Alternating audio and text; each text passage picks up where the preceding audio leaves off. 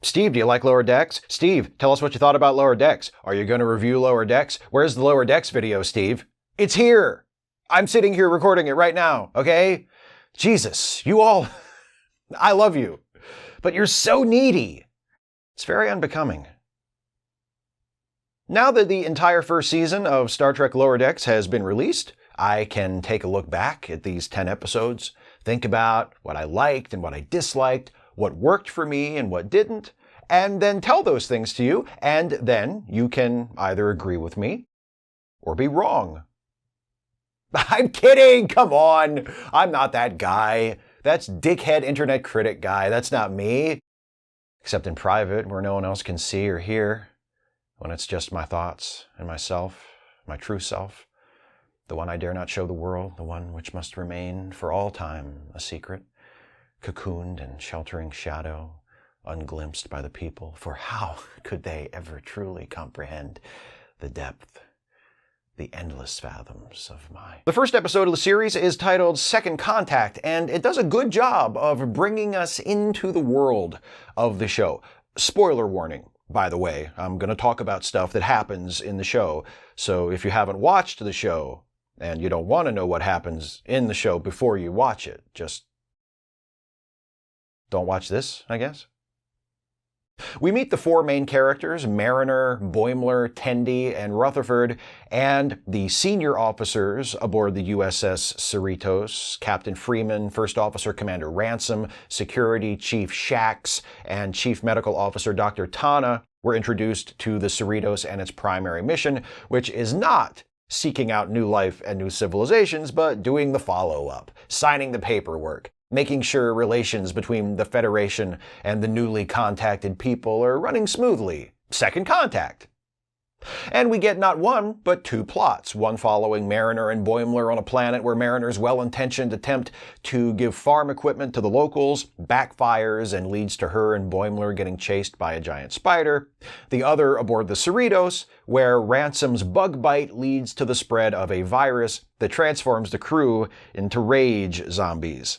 It's a really strong first episode, right up there with DS9's Emissary and Voyager's Caretaker as one of the best Star Trek pilots.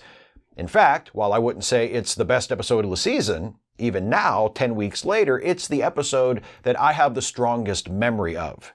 And it has my favorite running gag of the season, when Rutherford and Ensign Barnes insist on casually carrying on with their first date, despite the bloody chaos that is erupting all around them on the ship. The thing about Second Contact that impresses me the most is how efficient its storytelling is. We're introduced to all of our major characters. We spend enough time with them to get a sense of who they are, how they relate to and differ from one another. We learn that Captain Freeman is Ensign Mariner's mother, which is important. We start to get a feel for what life on this starship is like. We get a story that feels at home in the Star Trek universe, and it's also pretty funny, which is a plus, given that this is a comedy. And the episode accomplishes all of that within a nice, tight 30-minute running time. It's a deceptively skillful piece of writing and does a lot of heavy lifting in terms of establishing the characters, their personalities and motivations, which becomes very important as the season goes on. Episode 2 is titled Envoys. This one starts out with a funny cold open where Mariner and Tendi encounter a hostile energy creature with matter-manipulating powers, and Mariner grabs it in a headlock before it can cause any trouble and forces it to make her a tricorder. It's a funny bit. There's also another solid running gag centered on Rutherford, as he transfers from engineering to the command division to medical to security, all within the space of what feels like a few hours, encountering nothing but over-the-top enthusiastic support from his crewmates along the way. The main plot involves Mariner and Boimler attempting to deliver a Klingon ambassador to the Federation embassy on, I don't know, some planet. Mariner's absurdly high level of competence is foregrounded in this episode, and I think the writers are going overboard with how awesome she is in order to make a joke about female protagonists being dismissed as Mary Sues by a certain segment of the fan base, which I appreciate, but nothing else really stands out about this episode. So let's move on to episode 3, Temporal Edict. This episode centers on a clever premise involving an idea that's been a bit of a background joke in Star Trek for decades. The idea that Starfleet personnel routinely pad their schedules, claiming their work is going to take them longer than it actually will in order to make themselves look good to their superior officers, and, perhaps more importantly, give themselves breaks during their duty shifts. Boimler accidentally spills the beans to the captain, who somehow doesn't know about buffer time, despite her being a veteran officer and buffer time apparently being a long-established tradition, and as a result, Captain Freeman cancels buffer time, and chaos ensues aboard the Cerritos, the crew immediately becoming overwhelmed with work. And, of course, the crisis of the episode, an attack by the Gelrakians, who are enraged when an away team from the Cerritos presents them with a wooden log instead of a crystal, it's a whole thing, is resolved by the captain reinstating buffer time, which motivates the crew to fight off the attack and save the ship. This episode has several nice moments, including some banter between Mariner and Ransom, Captain Freeman instituting a new rule named after Boimler, which, much to Boimler's horror, involves encouraging the crew to take shortcuts and ignore the rules when necessary to get a job done, and an episode-ending flash-forward to a school in the far future where the students are taught about the Boimler effect before moving on to a lesson about the most important person in Starfleet history, Chief O'Brien. Good for Miles. He deserves the recognition, after all he's suffered. Episode 4, Moist Vessel. Captain Freeman decides to teach Mariner a lesson by promoting her. Freeman and Mariner eventually team up to save the day, then Mariner disrespects an admiral to intentionally get demoted back down to ensign. That's all fine, but this is another episode where, for my money, the B-plot is the strongest part. Tendi accidentally ruins a crewmate's attempt to ascend to a higher plane and spends the rest of the episode trying to make it up to him by jump-starting his ascension. When O'Connor finally does ascend, it quickly becomes a confusing and terrifying experience, Tendi watching as O'Connor frantically describes a vision of the universe being balanced on the back of a koala that is smiling for reasons that are unclear. It's a moment of sudden, inspired absurdity, and I laughed out loud. Episode 5, Cupid's Errant Arrow. Boimler's got a girlfriend, only you probably wouldn't know her. She doesn't go here. She serves on the USS Vancouver, actually, one of my favorite jokes of the season. Think about it a second if you don't get it already. And despite Mariner's suspicions to the contrary, it turns out she's real, she's cool, and yes, she's totally into Boimler. Of course, it turns out she's only attracted to him because he's become unknowingly infected by a parasite, which induces irresistible chemical attraction. And once the parasite is removed, she's just not that into him. The subplot involves Rutherford and Tendi trying to avoid being transferred to the Vancouver, only to discover that Commander Docent, who ordered their transfer, also wants to transfer himself to the Cerritos because the Vancouver is one of those Enterprise-type ships that is constantly getting into high-stakes, epic adventures, and Docent is just exhausted. A crew member on a starship that sounds like it could be the setting of a live-action Trek show just wanting to move to a quieter, less stressful assignment. That's a funny gag.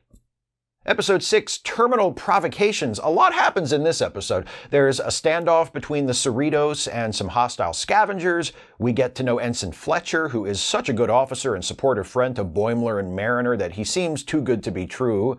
And it turns out he is, as his attempt to link his brain to the main computer to make himself smarter backfires and endangers the entire ship.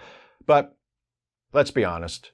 There's one element of this episode that stands above the rest of it. One thing that fans will be talking about when Terminal Provocations is discussed now and in the future, and that thing is Badgie. Love him or hate him, and why would you hate him? He's super funny. Badgie is the star of this episode, a virtual assistant designed by Ensign Rutherford to guide users through holodeck training programs. Badgie soon malfunctions and attempts to kill Rutherford and Tendi, because, of course he does. This is a holodeck episode, and that's what happens in holodeck episodes.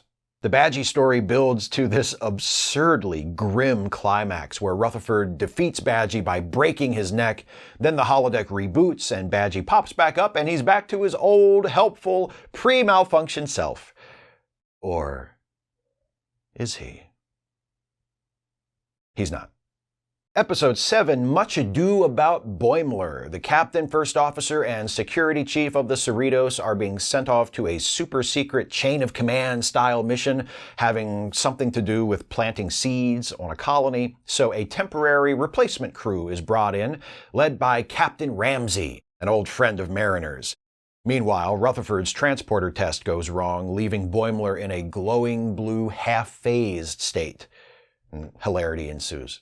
Also, Tendi makes a dog from scratch, editing its DNA sequence by hand, but since they don't have dogs on Orion, she gets some of the details wrong, like the dog can shapeshift, and talk, and fly. And this episode has another really funny answer to a question that has been floating around in the background of Star Trek for a while. What happens to people who are the victims of bizarre transporter accidents or medical experiments who don't have their conditions miraculously cured by the end of the episode? In Much Ado About Boimler, we learn about the Farm, a Federation medical facility where such people are cared for. Although, in order to get there, you have to catch a ride on the Osler, a sinister-looking ship operated by Starfleet's Division 14, where most of the patients aboard have been there so long that they don't even think there is a farm. There are some really funny gags involving the patients on the Osler, including a ringleader who suffers from simultaneous accelerated aging and de-aging, a group of people confined to Captain Pike-style beep chairs, and a big salamander reminiscent of everybody's favorite Voyager episode, Threshold. Also, the episode ends with a reference to the giant space jellyfish that appears at the end of TNG's pilot episode, Encounter at Farpoint. Lots of Easter eggs in this one. Episode 8, Veritas. Mariner, Boimler, Tendi, and Rutherford find themselves on trial on an alien planet where they are ordered to account for the activities of the senior staff of the Cerritos on particular stardates.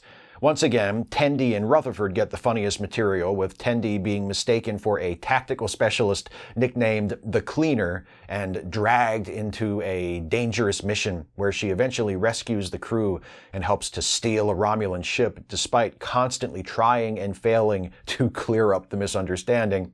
And Rutherford's cybernetic implant updating and constantly rebooting, causing him to black out and only witness the events of the stardate in question in a series of brief and increasingly absurd vignettes.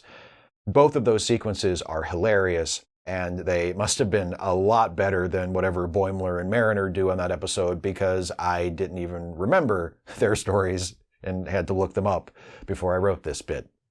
They're on the bridge when a misunderstanding leads to a standoff with another ship, and then there's another misunderstanding where Mariner thinks the captain telling her to send the other ship a message means to fire on them, which leads to a fight.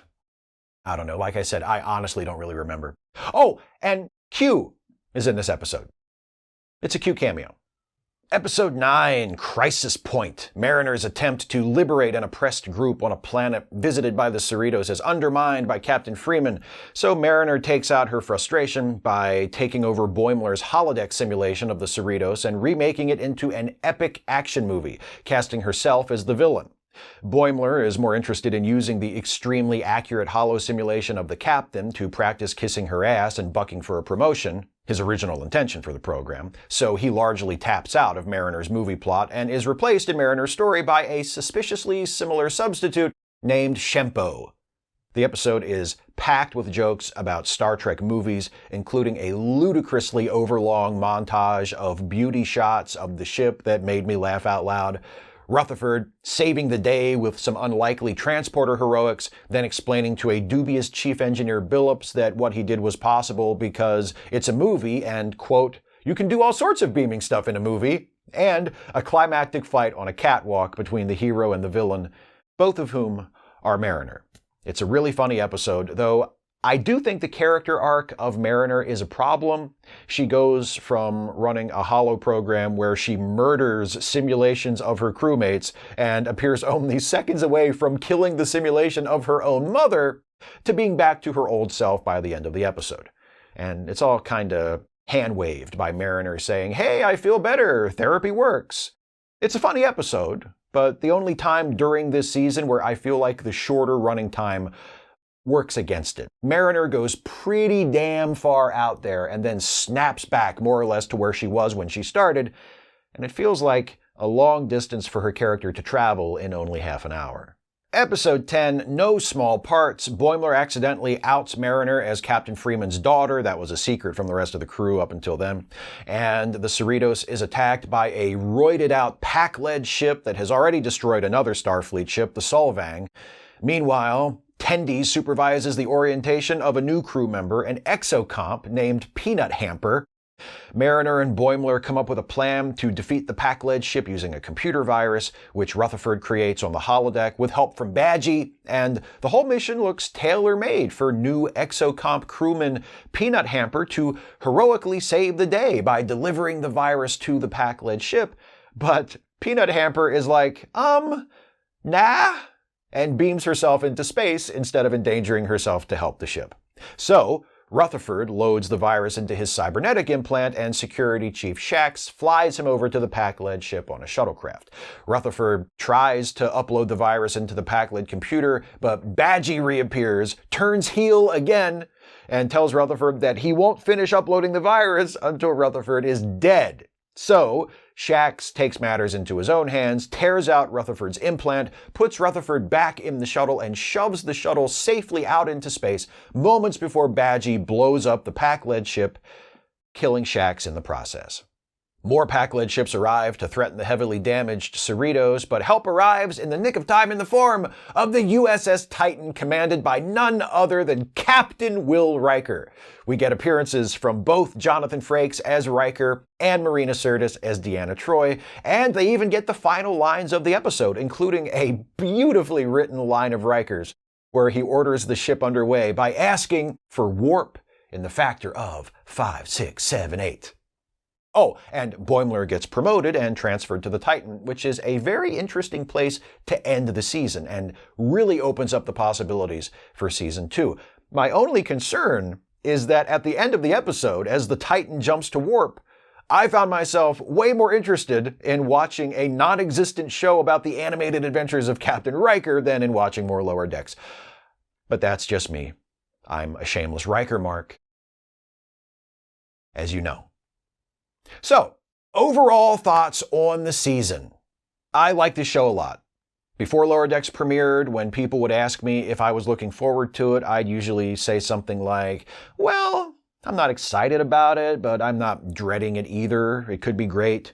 It could be terrible. We'll just have to wait and see.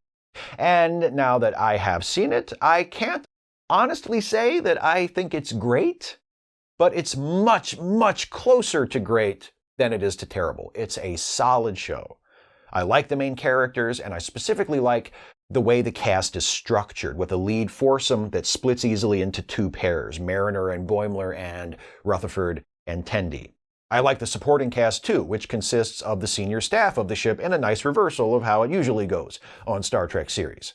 The four senior officers that we spend the most time with, Captain Freeman, Commander Ransom, Dr. Tana, and Security Chief Shax, are so good that I commend the writers for resisting the urge to make the show more about them than about the junior officers. Ransom, in particular, is a goldmine, a mixture of clueless male bravado and heedless, sometimes reckless bravery.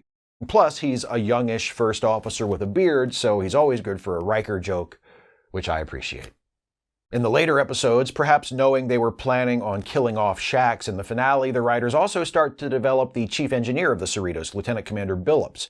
There are a couple of very funny scenes involving Billups in the second-to-last episode of the season. First, when Rutherford reveals how much he idolizes / maybe has a crush on Billups in the holodeck simulation, and later when he watches Billups admiringly from across the ship's lounge, only for the reverse shot to reveal that Billups is just sitting there by himself eating soup. Another laugh-out-loud moment for me, that one. I like the premise of the show. I giggled when the first episode established that the primary mission of the Cerritos is second contact. It's a funny idea in and of itself, and it also cleverly positions the ship itself as the Starfleet equivalent of the lower decks officers on whom the show is centered, just as our main characters are the low-ranking support staff rather than the officers at the top of the chain of command. The Cerritos is not a renowned hero ship like the Enterprise, or the Vancouver, apparently, but one of the ships that shows up a few weeks after the Enterprise leaves to check in and see how things are going. Also, can I tell you how nice it is to have a Star Trek show with standalone episodes? I don't have a problem with the heavily serialized structures of Discovery or Picard. I think both shows have had pacing problems, but such issues aren't inherent to serialized storytelling. But it's still a welcome change of pace to have a Star Trek show that consists of standalone episodes with just a few plot threads carried through from show to tie everything together. I like it. I keep using the word "like" here, and that's appropriate because the best word to summarize my opinion of the show overall at the end of its first season is likable. It's a very likable show. I don't think there was a bad episode. I don't think there was an episode that didn't make me smile. And there were a few episodes with bits that made me laugh out loud. But, and this is a good point to transition into talking about the things in the show that didn't work for me so much, there were only a few bits scattered throughout the 10 episodes of the first season that actually made me laugh out loud. One of those bits is the opening credit sequence, which is the same every episode, but also made me laugh out loud at least once almost every time I watched it, usually when the Cerritos turns around and flees the scene of a space battle between Borg cubes and Romulan ships. There's also the aforementioned intentionally drawn-out montage of beauty passes of the ship in Crisis Point, and O'Connor's terrifying ascension in Moist Vessel, Billups eating soup, also in Crisis Point, and Riker's jazzy warp in the factor of 5, 6, 7, 8 at the end of the season finale. Yes, I know Riker also mentions watching a holodeck program of Captain Archer's original Enterprise, and even manages to quote that show's Love It or Hate It main title theme song, but that's one of the bits that made me smile. The warp factor count-in not only made me laugh, I think I actually applauded. It was delightful. But a handful of laugh-out-loud moments across 10 episodes?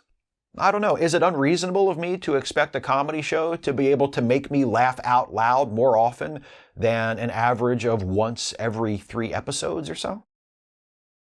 Also, somewhat related to that, as I alluded to during the episode summaries, there are several shows from this season that I struggle to remember more than a few details about. I watched them, I enjoyed them, and they went right out of my head. The week of episode 8, I had an Ask Away live stream, and someone in the chat asked me what I thought of Veritas, and I was like, what the hell is Veritas?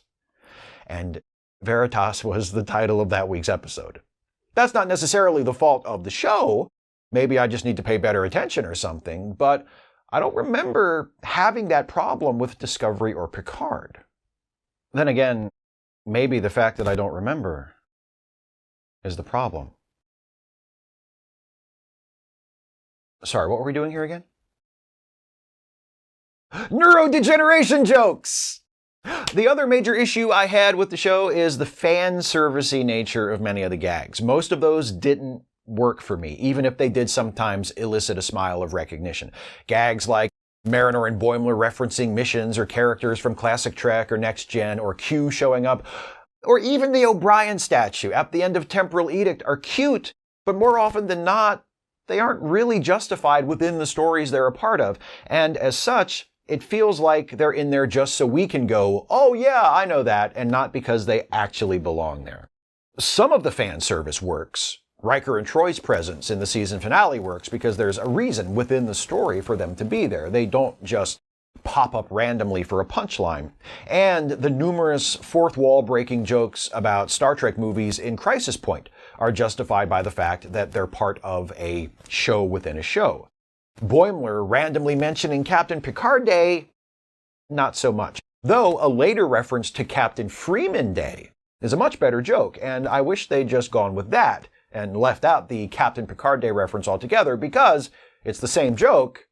The second version is just a hair more subtle and makes more sense within the context of the show. Those are really my only significant quibbles with the show, and is significant quibble an oxymoron? Feels like it should be. Anyway, No, I don't think the show is perfect. I do have a few issues with it, but none of them are serious. I like Lower Decks. I don't think I like it as much as some of you. I've seen several people declare that it's their favorite of the recent Trek series. I can't go that far. I think I've liked both Discovery and Picard more, though it is more of a horse race between Lower Decks and Picard. I've seen a few folks say that Lower Decks now has the best first season of any Trek show. To that I say, Classic Trek? Deep Space Nine? Anybody? So I don't love it as much as some of you, but I do like it. And I also like how happy it's making those of you who enjoy it. I love opening Twitter or watching videos or scrolling comments and seeing my fellow Star Trek fans genuinely excited to watch and talk about this show. There's been a lot of that in response to Discovery and Picard too. Despite what the joyless grifters in the fandom menace would have you believe, most of the Star Trek fan base is not composed of people who hate Star Trek. But it feels like there's an even greater enthusiasm in the Trek community for Lower Decks. The show and its creators have really been welcomed with open arms. And that's nice to see. Almost as nice as it was to see the USS Titan swooping into the rescue, commanded by Captain William T. Riker. Give me my spinoff, Mike McMahon!